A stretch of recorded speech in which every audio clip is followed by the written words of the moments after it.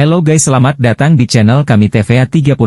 Kabar baik datang dari PT PAL minggu ini di bulan Juni 2024. PT PAL telah melakukan first steel cutting, atau pemotongan baja fregat merah putih untuk batch kedua dengan nomor order W000305 sebagai tanda dimulainya pekerjaan. Momen seremoni telah dilakukan oleh pihak PT PAL dan pihak TNI Angkatan Laut sebagai perwakilan dari pemerintah RI yang akan menjadi operator fregat merah putih dan menjadi tonggak masa depan dalam menjaga kedaulatan bangsa Indonesia terutama di Lautan Indonesia. Negara kita termasuk negara yang memiliki lautan terluas di dunia. Dikaruniai dengan sumber daya alam di lautan yang melimpah, sudah sepatutnya pemerintah harus menyediakan alutsista modern dengan teknologi tercanggih. Sebagai negara besar sudah seharusnya memiliki alutsista yang kuat dan canggih. Ya, enggak pantas kayaknya kalau negara sebesar Indonesia alutsistanya imut-imut kayak semut, kesianlah sama bapak-bapak TNI Polri kita. Oke brothers, langsung aja kita kupas abis spesifikasi fregat merah putih ini dari data yang admin ambil dari beberapa sumber. Fregat merah putih atau fregat tipe 31 Arrow 140.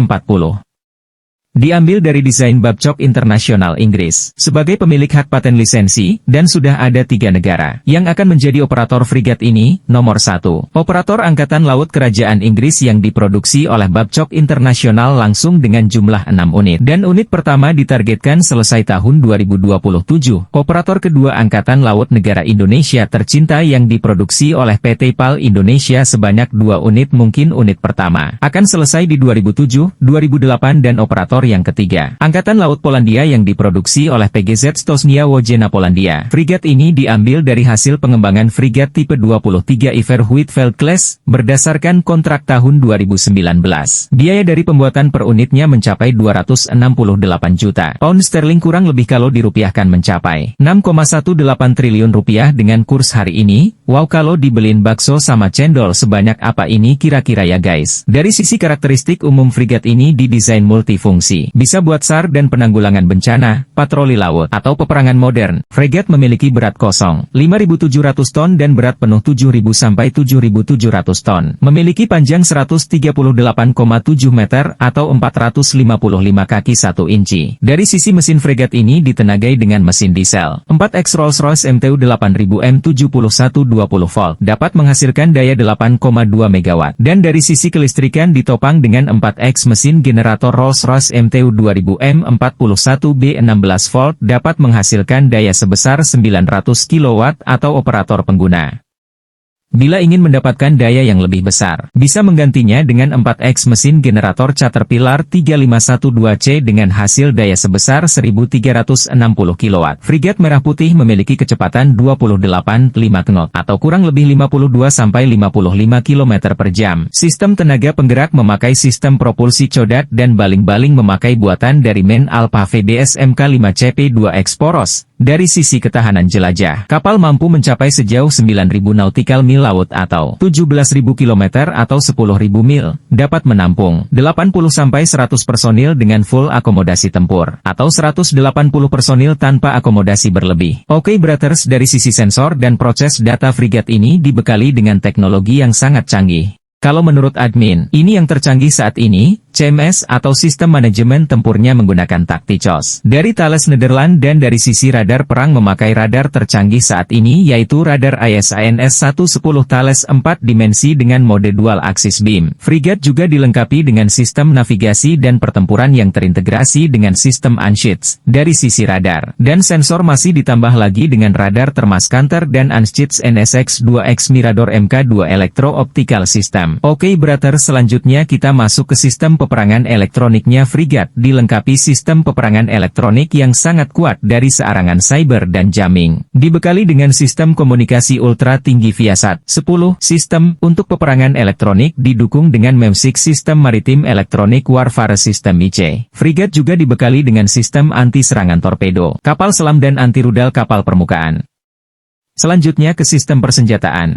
Kalau lihat spek full konfigurasinya serem. Terdiri dari 32 sel VLS Mark 41 yang bisa diisi rudal SAM jarak jauh, menengah dan dekat, kemungkinan Indonesia akan mengadopsi 12 sel rudal SAM jarak 300 km, 12 sel rudal SAM jarak 100-200 km, dan 8 sel rudal SAM jarak pendek 35-100 km.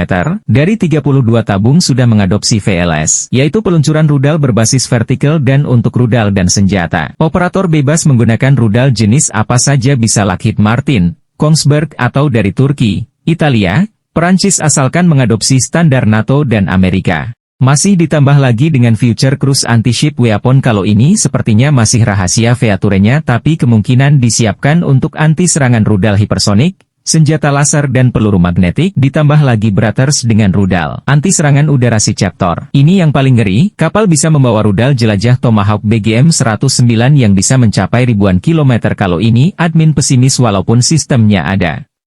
Tapi gak ada yang mau ngasih ke NKRI rudal jelajahnya.